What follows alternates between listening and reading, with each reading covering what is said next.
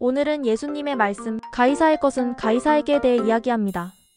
예수님이 로마 제국의 속국이었던 이스라엘에서 세금을 둘러싼 질문을 받으신 장면입니다.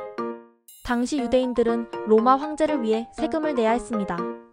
바리새인들과 헤롯 당원들은 예수님을 함정에 빠뜨리려 했습니다. 가이사께 세금을 바치는 것이 옳습니까? 그릇됩니까? 만약 예수님이 세금을 내지 말라 하면 로마 당국에 고발당할 수 있었습니다. 내라 하면 민중의 반감을 살 수 있었습니다. 예수님은 세겔, 즉 동전 하나를 가져오게 하셨습니다. 동전 앞면에는 가이사, 즉 로마 황제의 얼굴과 글귀가 있었습니다. 예수님은 그 동전을 가리키며 말씀하셨습니다. 가이사의 것은 가이사에게 돌려주고 하나님의 것은 하나님께 돌리라. 먼저 이 말씀은 로마에 대한 세금 납부를 부정하지 않으셨다는 의미입니다. 당시 속국으로서 시민이 지켜야 할 의무를 인정하신 것이지요. 하지만 동시에 하나님의 것을 분별하셨습니다. 사람의 모든 삶과 소유가 궁극적으로 하나님의 주권 아래 있음을 강조하신 것입니다. 단순히 정치 권력에 복종하는 것만으로 만족하지 말고 마음과 의지, 양심까지 하나님께 순종하라는 강력한 메시지입니다. 이 말씀을 통해 정치 사회적 현실과 영적 도덕적 책임을 구별하셨습니다. 국가의 법과 규정을 존중하되 궁극적 기준은 하나님의 법이라는 것이지요. 초대 교회 시대에도 이 구절은 중요한 지침이었습니다.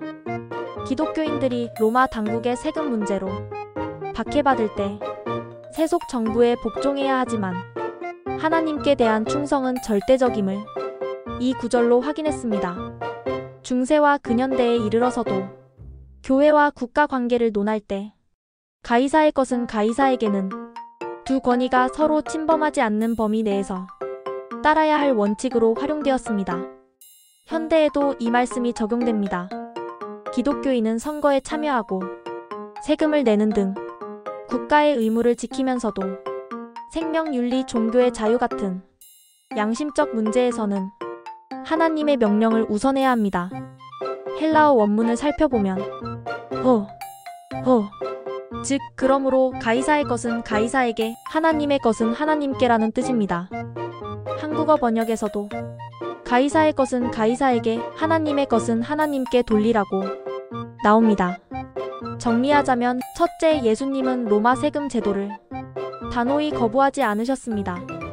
둘째, 영적 도덕적 차원에서 하나님의 주권을 더 우선하셨습니다. 셋째, 세속적 의무와 영적 의무를 분별하셨습니다.